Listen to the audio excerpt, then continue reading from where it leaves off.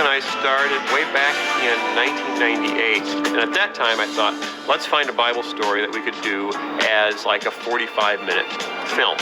We looked at Noah's Ark, and it's chock full of animals, and the fur would have killed us. And then we looked at Jonah. Thought, okay, got water. We'd have to figure out water, which is tricky, but at least there's no fur. Whales aren't furry, so that's better. Going into it initially, my thought was just telling a story using the pirates who don't do anything. He had come up with the concept of placing it within a contemporary framework. And he was on page 17 and still hadn't gotten to the story of Jonah. And that was when we thought, maybe this wants to be a movie script. We started working on some of the character development in 99. But we just knew as a studio we needed to build a bigger team, so we put it on the shelf for about a year before we started production. And then in mid-2000, thought, okay, now it's time to really move forward on this. And it took about 2 years to actually produce the film. Jonah? Huh? You are Jonah! You know me? Of course I do! You are the most famous prophet in the whole world! It took us a while to figure out who should be Jonah. I thought about Archibald early on, but he's not a huge star in the Veggie universe. We thought, wait a minute, this is a feature film. It has to be one of our huge stars. So then we thought about Larry. Larry, no, he doesn't get uptight. Then we thought about Bob. Bob gets uptight. Thought that could work, but because the film ends with him not learning anything, we didn't feel good about Bob not learning anything. And then we actually looked at Junior at one point. Could Junior be Jonah? And that doesn't make any sense at all. So then we were down to looking at, Jimmy Gord, who, because he talks like this, does not have a huge emotional range. And then we ended up right back at Archibald again. He told me to go to Nineveh, but I didn't listen.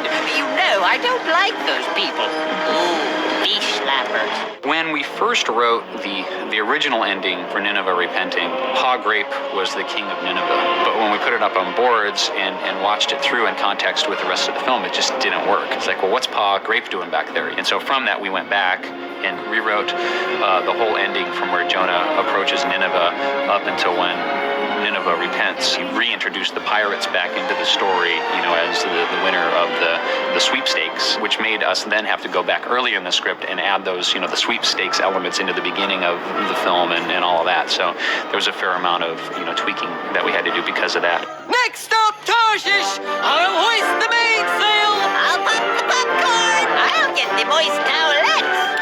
We're in an old Woolworths building in the middle of Lombard, Illinois. And we took it over. We've got our own escalators. They don't work. They're broken, but we got escalators. But then we also have things like some electrical issues because the Woolworths wasn't really laid out with the kind of electricity you need for 500 computers. And also we were just packed in like sardines here. We were bringing in lighters and we were sending people up in hallways. And we have a restaurant next door to us that keeps smoking us out of the place. So we've had to evacuate the premises, 3 or 4 times during the making of this film. But when you walk in, it's warm and it's happy and it's creative and you see artists working together. So it really has been interesting to make a movie entirely in a mall, but would it appear that we've done it? That was easy.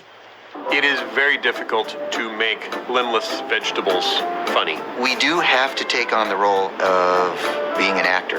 We really do, and it is challenging without arms and legs. Our animators have really become experts in highly nuanced facial expressions. Some of them don't even move their own arms and legs anymore. They try to do everything with just their eyes. In a live action shoot, the actor doesn't have to think about where to put their eyebrows. That all happens naturally. With the animator, we have to understand, what does the body do when it's communicating that? Does the head look down? Does it look to the side? There are a lot of scenes where you see this happen. In the ship's hold, when he's first met Khalil, and there's dialogue. In the belly of the whale, you'll see Jonah just do some searching. I don't know what that means. Neither do I. Because we love our jobs here so much, we always take our work home with us. And I'm always sketching, even when I'm watching TV or playing with my kids, I'm always thinking of ideas of what I can do. So I'm working on the design of the pirate ship. And I'm trying to impress my son, look at this Spanish galleon. And he looks at it and goes, oh, this is cool. He starts drawing with his magic marker. He's looking at mine, he's drawing, he's looking at mine, he's drawing. I'm looking at this, he's got like a baseball bat in there, and he's got a mitt and a glove and all the stuff that he loves. He's got in his drawing. And that's when we started to think we should have fun with this set and start bringing baseball mitts and gloves and sporting equipment. And he even had a little dartboard on there. Oh, the dartboard on there. Now, the sad thing is I didn't give him any credit. When we were designing designing the visual development for the whale. Originally, we were actually thinking the whale was going to be a little more menacing. The whale was going to be really scary, because I don't know what we were thinking. We were thinking crazy thoughts. So all of our early development for that, we actually threw away because it was too scary for the kids. So, okay, we know we want to stay away from this being real scary, so we're coming up with ideas where the whale is really a big goldfish with a smile. And we had another idea where the whale is actually looks just like Archibald Asparagus. And he goes up to Archie and he's got a little monocle on his face. He goes, hello, you know, they're interchanging back and forth. So then we have the whale looking like a goldfish. We have the whale looking like trout. We just made it, happier and nicer looking, and actually, kind of it took on the attributes of sort of a friendly dog. So a big yellow friendly dog.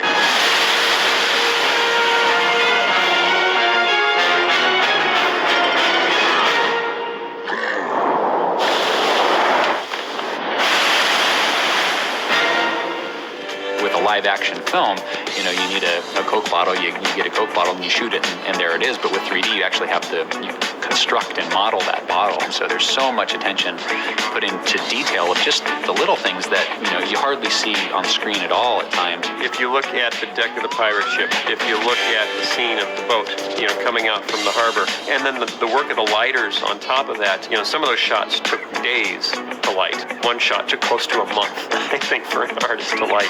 And then the effects guys who are doing water, and CGI water is still really, really hard. And we wrote our own software. We're looking to create water that behaved like water did realistically, but had a stylization to it that could have kind of more friendly, cartoony feel to it. Anything where you saw the water was tough because everything was affected by the water. So whatever the water was doing would affect the boat. And then anything on top of the boat was affected by the water.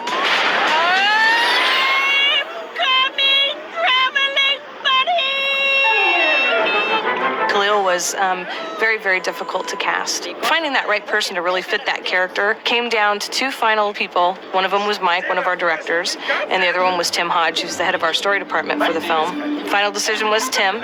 Tim was a really great contrast for that, and he got across emotion very, very well. You're sitting, inside a little sound studio, and you have to place yourself on the deck of a pirate ship in a rolling storm, and then talk like you're there. You're going over logs and bumpy ground and rocks, and so you're screaming, but yet your voice is being affected by the bouncing up and down of the van.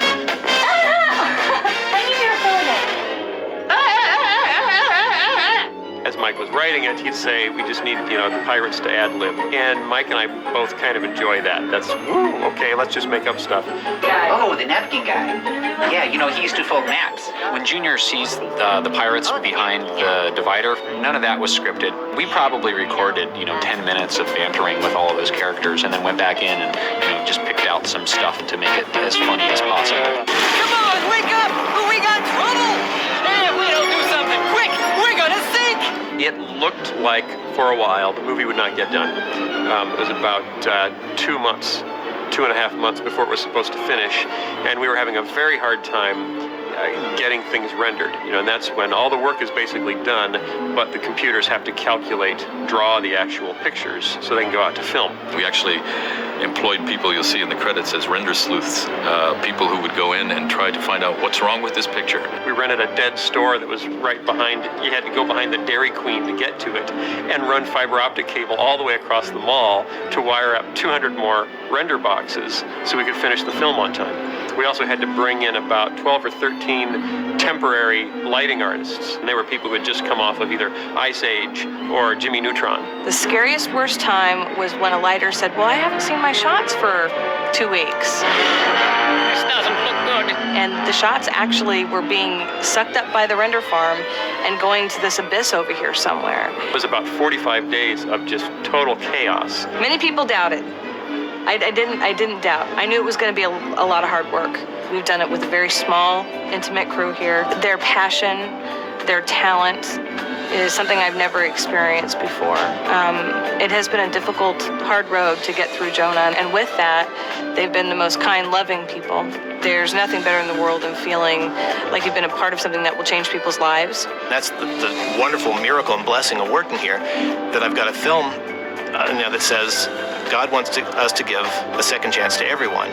And that's an incredibly great message, something I need to learn every day. I hope that the audiences that have seen it will take away the message of compassion and mercy, especially in our age that we live in right now. So much has happened in the world since we began, the journey of Jonah, that it all seems almost predestined that this story is to come out right now at this point in time in history. It really was the tenacity and the commitment of the people who made Jonah that I remember the most.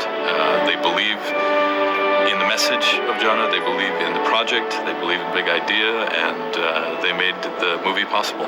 They just worked incredibly hard, sometimes around the clock, to get a film out there that can have a huge positive impact on kids. And I'm just really proud of the team that put it together. We had so many obstacles to overcome, and just the will and the desire and the heart of the people that went into making it. I just am really proud of that achievement.